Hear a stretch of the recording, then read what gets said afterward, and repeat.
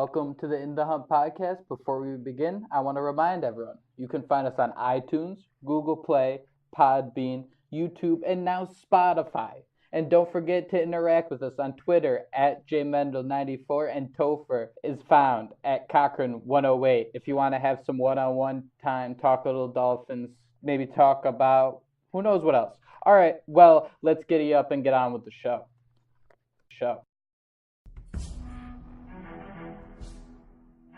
The Ryan Tannehill comeback, Kenyon Drake's breakout season, Xavier Howard picking off Tom Brady 3 times, Minkah Fitzpatrick, a.k.a. Gronk Stopper, the 2018 Defensive Rookie of the Year. The story of your 2018 Miami Dolphins begins now. Welcome back to the In the Hunt podcast. My name is Jake Mendel, and always, I'm joined by Topher Cochran. And Topher, with training camp starting, I thought a great way to begin the show would be a nice little monologue brought to you by the one, the only Hard Knocks theme. That just gets my blood going. But we're joined by a special guest today, and that is Rob Proffitt, a.k.a. Breaking Down Film on Twitter. And Rob, welcome to In the Hunt. And I kind of want to start you with an easy question. What did you eat the night you predicted Laramie Tunsil would become a Miami Dolphin? Honestly, I don't remember. I can't remember. It was, I think that was in 2014 when I kind of called that on Twitter. Actually, I think that was in the morning. So I believe I'd gotten up and kind of tweeted that out and said, hey, I've got a good feeling. I had a dream about Laramie Tunsil, but I can't really remember what I ate, Jake. Probably a little jet fuel in the morning to wake you up a little bit. And what'd you think when you saw him falling, and then you're like, uh-oh, he might actually go to the Dolphins? What was racing through your head? Yeah, it was one of those situations where it was just kind of surreal. My wife, she knows I'm kind of a crazy Dolphins fan. I'm like a roller coaster on game day, and then obviously I'm like that during the draft. I know most of you guys are in the Dolphins fans out there, but I was just watching him fall, and I was standing up, pacing around the living room, and it was just crazy. The closer he got to the pick for him to be a Fin, it was just crazy. I know with that year, I was not excited about Eli Apple. Like, that was the guy they were going to draft, and I was not thrilled about that draft heading into it. And then, because, Tunsil was supposed to get picked prior to, earlier in that, where he was actually in the top 5, and Eli Apple was the guy. And once Tunsil started to fall, I was like, okay, make the best of a really funny situation, yet terrible for him. But funny for us as Dolphin fans, because now we got the guy that we dominated the headlines the next day. They got the guy who got caught smoking weed on television. And that was it, man. Like, that whole thing, that was crazy. Like, the whole gas mask bong hit was awesome, but yet crazy at the same time, because the thing he fell right into the Dolphins' lap, and the Dolphins, developed some onions and actually got the guy. It's kind of interesting because, do you think Tannenbaum really knew there was nothing to this video, or do you think they got lucky? I guess what I'm saying, because they're after the fact, they're like, yeah, we knew the whole time, it was nothing to worry about. Do you think they actually knew that? Well, I actually think it was a bit of luck and fortune on their side in the sense that they had the 13th pick. It allowed them a couple hours to kind of send their people out to make some phone calls and see what happened. If you kind of remember, just a couple picks before that is when it started to kind of settle down. But originally, within the top 10 picks, it was frantic. People had no idea, and that was kind of the information coming out of war rooms, and during the process they were talking about it. Teams have no idea; they don't know what's going on. But I think the Dolphins were at such a fortunate spot, sitting there at 13, that it just kind of allowed them just enough time to get some kind of questions out there, in a sense that we think this is years ago, something something from a point in time of a couple years ago, and just allowed them, again, just enough time to get some more information. Well, what made it easier for the Dolphins is Tunsil's agent, Jimmy Sexton, is Gase's agent and Tannenbaum's agent.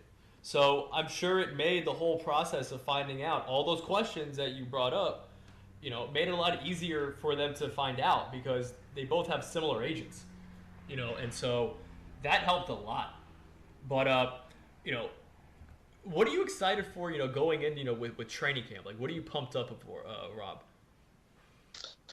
A couple things. Really, I'm a big fan of the young guys on the team. I think, I've been a Dolphins fan my whole life. I have been beaten and taken to the woodshed as a Dolphins fan, trading away for aging veterans, multiple draft picks. That's what it kind of seems like every year. But over the last couple of years, the Dolphins have, in my opinion, done a really, really good job of bringing in an influx of some special young talent. So guys like Minkah Fitzpatrick, obviously a huge fan of him. I do a lot of high school recruiting, so he's a guy that I followed, out of the state of New Jersey. I followed him since he was about 15 or 16 years old. But I'm one of my favorite players that I'm really excited about is the Dolphins to get Raekwon McMillan back. This is a guy that from last year, he was plugged in day one as the starting middle linebacker. I kind of think over, 20 years or so of draft picks that the Dolphins have taken that from day one, there was no question, was penciled in as a starter. There was never any qualms or beef or anything coming out of training camp. And again, over those 20 years, there's very few players like that I can think of off the top of my head. And Raekwon McMillan was one guy last year who, again, day one, penciled starter, pushed Kiko to the outside. You never heard any veterans come out and complain about it. You never heard, the Dolphins obviously have some negative beat writers, in my opinion. You never heard no qualms from any beat writers. It was Raekwon McMillan's defense, and he was the leader almost from day one. So I'm pretty excited to see Raekwon McMillan back. So your name on Twitter, I'll throw you a little plug here, is Breaking Down Film. So you make a really good point where no one really questioned Raekwon McMillan. Basically, the quarterback of the defense was a rookie, and nobody had a problem with it. So to look at another guy that hasn't really been mentioned a lot and is usually flying under the radar, what does Charles Harris have to prove on to be kind of like that, not the same type of player as McMillan, but okay, it's time, he's ready, he can start and play, 80% of snaps? Well, Charles is a guy that I said from, prior to the draft last year that he was a guy that was going to need some time to develop. I thought he could come in and provide a spark in pass rush situations. But initially, this is a guy who's played football less than 5 years. When Mizzou found him, they literally plucked him off a playground in the backyard playing basketball. So this is a guy who had very little time, playing football, but he's fast, he's quick. The big thing for Charles is he needed to continue to go to the gym every day, work out, continue to get stronger, work on his hand strength. He's got, everybody kind of knows about his spin move, but he's got some good speed off the edge. I think there were some opportunities last year where, he was within a step or two of kind of getting to the quarterback, but you could see it's like, hey, this guy really just needs another offseason in the gym. He's a hard worker. He's got the tremendous character. I've talked to a lot of friends and kind of guys who follow the team pretty close, and one of the things that I think the Dolphins have really struggled with for really my whole lifetime is they've kind of struggled in getting the guys that have talent or upside that match along with the character. Typically they'll get guys who, like Deion Jordan, he has all the talent in the world, but you're never going to see him in the gym. You're never going to see him, staying after practice late. You're never going to see him, doing the extra things that it takes to become a great player. The Dolphins, again, this kind of goes back to what I'm excited about the young talented guys for, and Charles kind of fits in this mold, is he has the upside. He has the raw talent, but he also is that type of guy who he's going to go to the gym every day. He's going to try and get better. He's going to look up to Cameron Wake. He's going to ask Cameron Wake 1,000 questions a day, and he's going to try to be motivated and continue to get better on a daily basis. So he's got to continue to work out and get stronger. And Dolphin fans just need to realize this guy isn't going to be ready year one. You're going to see an improvement year two. And the hope is that you see kind of a big jump this year. You just want to see players get better by the year, and Charles needs to do that. You know, I remember when, I think it was today actually, they started, or it was today or yesterday, the Dolphins on Twitter actually released kind of like a GIF montage of them training on the defensive line, training on the beach. I don't know, did you see that, Jake? I haven't seen it, no. Well, they're on there, and you see Charles Harris, and he looks different. He looks more in shape, which was good to see. And I was joking about it with Jake before you came on, Rob, that all it takes is Charles Harris to stand next to Jason Taylor in practice for Dolphin fans to completely lose their mind. Because it comes down to speaking with a veteran, a young guy speaking with a veteran, player who was established. And even Cam Wake is just like, do the right thing. Like, don't do what I don't want to use Devontae Parker as the example, but look the part. Look like the guy who it's in his second year. He's going through the steps. He's doing everything correct and trying to get better. Because if he plays well, that defensive line now is better. Like, we don't know what we're going to get from the defensive line. You have Cam Wake. He's a wonder. You have Robert Quinn, who might be, you don't know what you're going to get with him because of the scheme. Jordan Phillips, who knows? But, if Charles Harris can, play well in his second year, then the defensive line is totally different, and it changes the entire defense.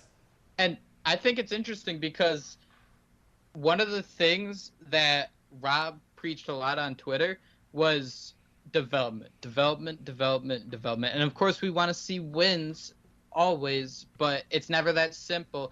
And Rob, you talk about the secondary a lot and how rookie cornerbacks, you basically got to throw out their entire first year. That's one of your favorite things to mention, and you always use like Sam Madison as a comparison.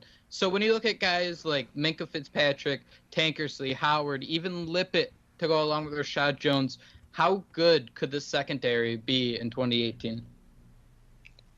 I mean, I think there's a lot of talent back there.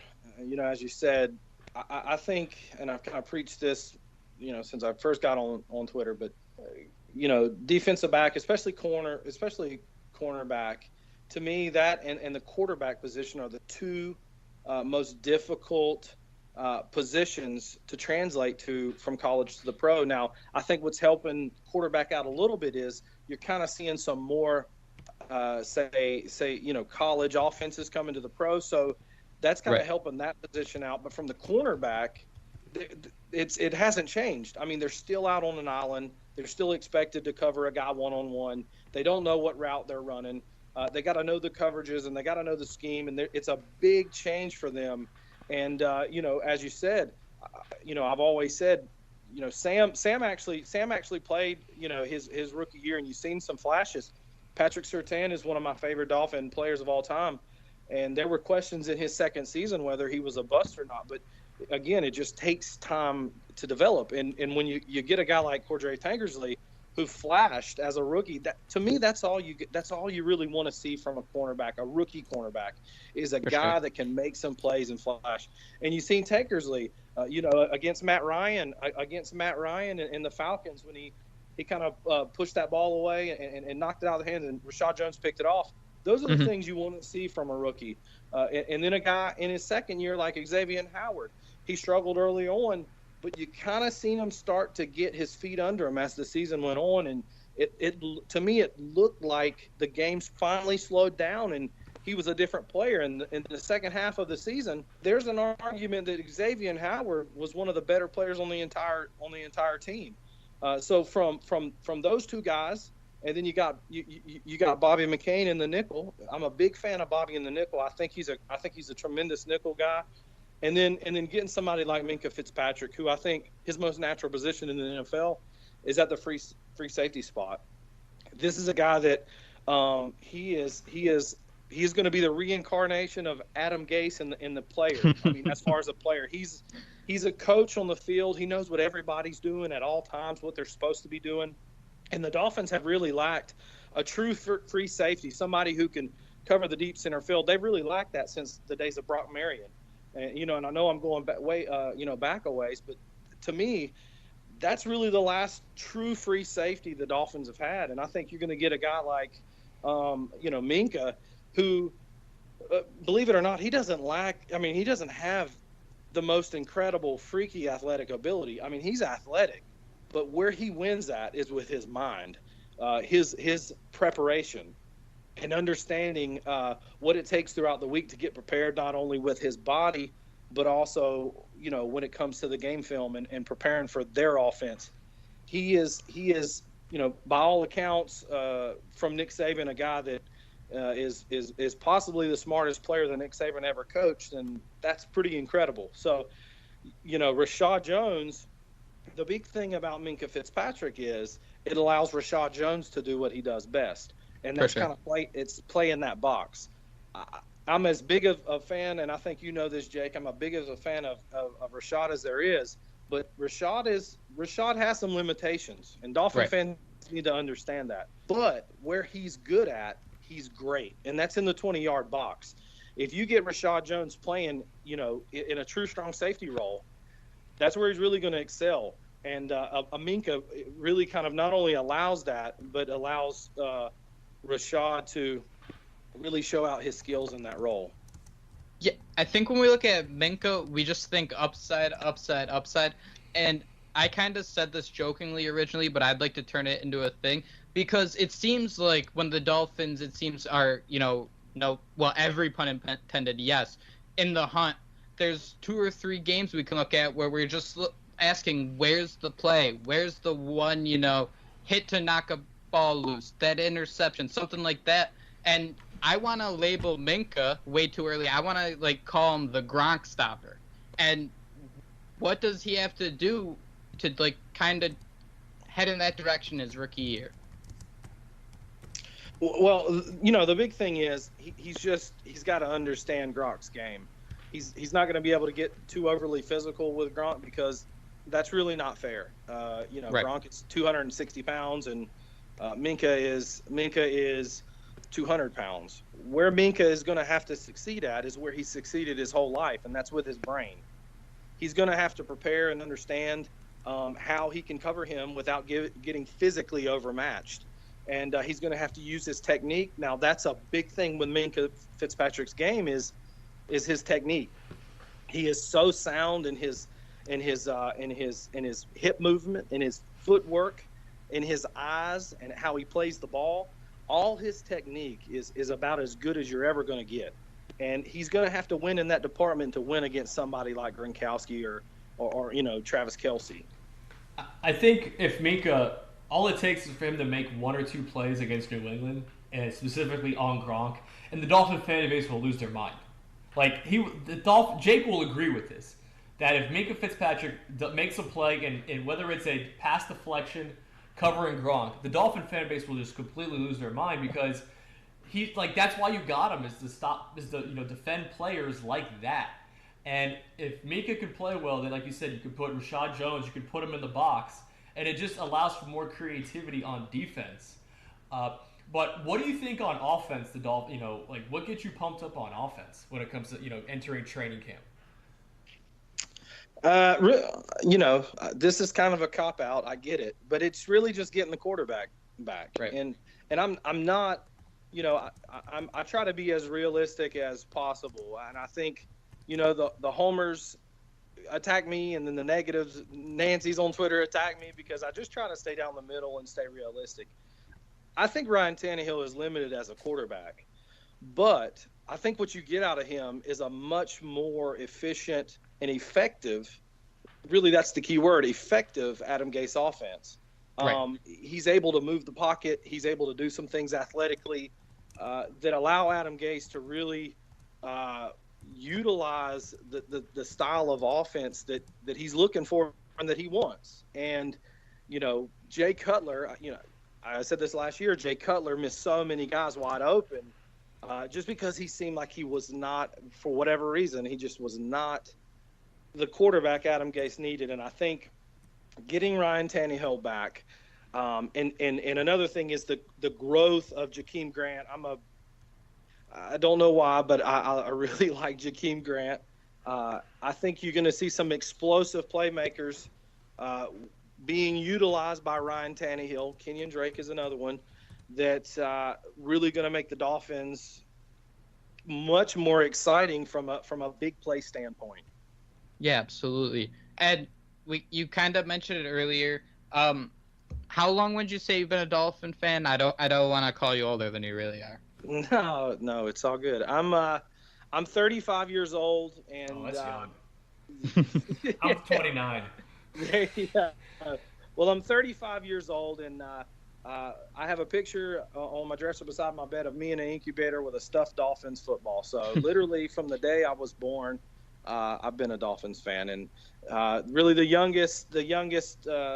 earliest memory I have is, way back in the Marino days when he tore his Achilles tendon, and so early 90s is really where my memory goes way back to. That's fair. And so we have a long time to cover here. So the name of the show is, In the Hunt, because it seems like every November, come like week 13, you'll see the list for the playoffs, and sitting at like 6-4 or even 4-6 are the Dolphins, just floating in like mediocrity. So I want to end with this. What's the most like heart-tearing moment you've had being a Dolphins fan? I guess it's what I just, what I could kind of just mentioned is, That's fair. Is when Marino tore his Achilles tendon. The Dolphins, I got to go way back in my memory bank, but I believe at the time when he tore his Achilles tendon, the Dolphins were undefeated, and They were, yeah. Yeah, and had the best winning record. At the time, I think they were 8-0. They were tearing it up. So, I was a young kid then. Marino was my hero. So, going way back to that time, all me and my dad, we were saying is the Dolphins are going to the Super Bowl. Dolphins are going to the Super Bowl, and I really believe they were as a kid. I was a young kid. I really, really believed it. And when Marino went down, it was over. It's interesting. So, a lot of people say that the Dolphins' run of excellence, I guess, ended when Marino retired. But it's great that you have 25 years of memories still haunting you, to the point where your first memory is this nightmare of a season by the Dolphins and Marino getting hurt. Yeah, it's as a Dolphins fan, you got to learn to just take it with a grain of salt. Be fully invested. I mean, I love the Dolphins. The only time I've ever missed a game is when I was deployed and I couldn't physically see it for whatever reason. But outside of that, I have never missed a Dolphins game since I was a kid. So I love them, and I'll always love the Dolphins. But they let you down. But I do think I think there's some good young talent. Finally, the Dolphins are finally going away from getting those aging veterans and depending on 30-year-old guys who are on the back end of their career, and they're starting to build a team of young talent with guys with upside. So I think they're heading in the right direction. And Rob, thank you so much for joining us. This was a lot of fun. And like you said, with the upside, we'd love to have you back, sometime in the season to see what, you see if Howard's gotten a step quicker, what Minka needs to do to improve. Well, I appreciate it, guys. It was an honor for you guys to have me on and ask me to, kind of jump on with you guys. And I would love to be on anytime you want. The Dolphins are obviously clearly a passion of mine. And anytime you want to talk Dolphins football, just let me know. And it would be my pleasure to jump on with you guys. Absolutely. Thanks, man. Have a good night. Hey, thanks, guys. This is all the time we have. Just, make sure to find us on Twitter at, my personal Twitter handle is Cochran108. Jake's JMendel94. Subscribe to us on iTunes. Rate us on iTunes. Listen to us, regardless of what platform. Just listen to us. As the season gets going, we're at training camp this Thursday. We're going to get more content out, all right? We're going to keep having fun. We're going to keep talking Dolphins. We're going to keep joking around. We're going to keep not making sense at times. But otherwise, fins up. We'll keep being in the hunt. Yeah. Fins up.